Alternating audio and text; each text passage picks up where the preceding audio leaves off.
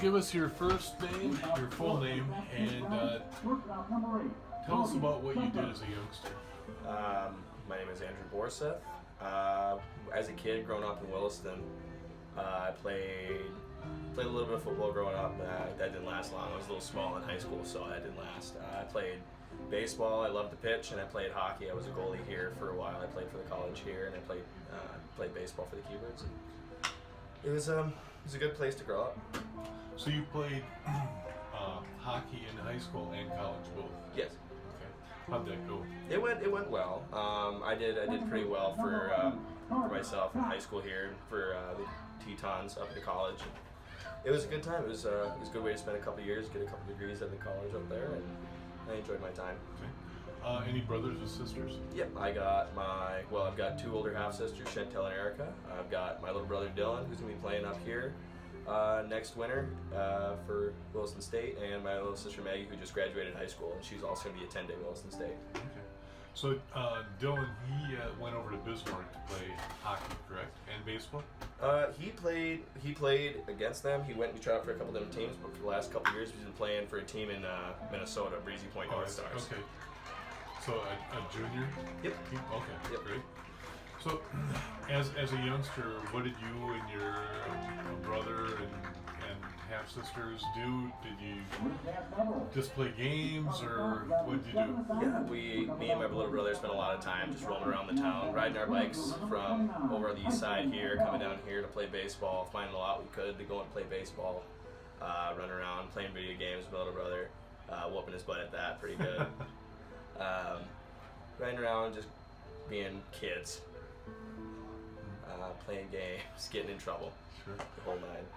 Tell me about the time that you stepped off the ice for the last time playing hockey, knowing that probably the last time in school that you would play hockey.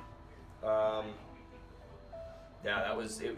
It really felt like I closed a book and a really big chapter of my life, because I've been skating since I was 2 years old. The first time my dad took me out skating, I busted my nose and busted my lip wide open. I remember my mom being so mad, but skating since I was 2 and playing up until I was 20 years old. Last time I stepped off the ice, it was in Binghamton, New York, playing for the Williston Tetons, and I just remember I'm never gonna have a feeling like this again. I'm never gonna have. It's kind of like the thing I miss most about it is really like the camaraderie that comes with playing with a team like that. Really getting together, getting to hang out with the boys, and really just it's just like a bond like that. Like you and your buddies may go out for a couple of cokes or whatever after the game, or after like hanging out or whatever. But it's just not the same after that. You close that chapter of your life and you decide to go into the service. What branch did you go into, and why did you decide to go into that branch? I'm in the United States Marine Corps. I've always thought about joining the service for a while. I thought about going through the officer candidate program instead, but I only got 2 years of college done instead of my 4, so I decided to join a little bit earlier than originally intended, just because I wanted to get a jump start on it. I decided to join the Marine Corps just because I thought it was the toughest. I thought it was going to be the most challenging, and I thought it would better suit what I'm good at, and I think my skills will be put to the test there. Where have you been? I've been my boot camp was in San Diego, California. From there, I went to Camp Pendleton, California, between San Diego and LA. I was there for about a month. And then I spent a year in 29 Palms, California, out in the desert. Right now, I'm in Camp Lejeune, North Carolina. It's really muggy there. It's pretty humid for a big Norwegian kid like me, but I love it. It's been treating me good. Will you be stationed overseas at all? Currently, that we're talking about, there's some things in the works that I'm not at liberty to talk about, but we went to Norway last winter here, and I spent about 2 months working with some of our NATO allies in Norway, and that was an awesome experience, working with the Spaniards, the Italians, the Norwegian Marines, the Norwegian Army, the Norwegian Navy, working with our counterparts within the naval service, and working with some Army personnel. It was an awesome experience to be able to go over there and see where my ancestors, my grandparents are from, and it's awesome. You got a chance, I believe it was last week, to do the national anthem here You know. Did your dad know? Yes, my dad knew. Okay. But your mom didn't know. No. I thought as soon as I told my dad, I thought the cat was gonna be out of the bag because he's not a real big secret keeper. But I was a little worried, but he did a really good job at keeping it from my mom. But everybody in this ballpark knew except for her. And we got her pretty good.